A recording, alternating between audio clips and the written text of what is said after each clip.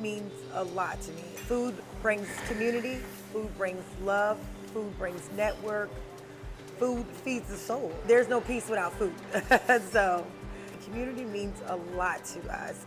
Being that we're born here, raised here, I myself went to college here, so I never left here.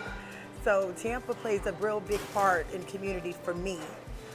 Just being able to have my own businesses here in our community in Tampa means so much. It's like a dream come true. Soul food is joy. Soul food is laughter.